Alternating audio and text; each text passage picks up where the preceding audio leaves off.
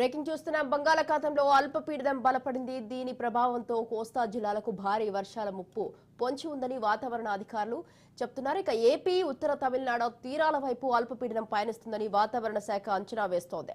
ప్రస్తుతం తీరానికి సమీపంలో కదులుతున్న నేపథ్యంలో చలిగాలులు వీస్తున్నాయి. అల్పపీడన ప్రభావంతో రేపటి వరకు రాష్ట్రంలో విస్తారంగా వర్షాలు కురుస్తాయని వాతావరణ శాఖ పేర్కొంది.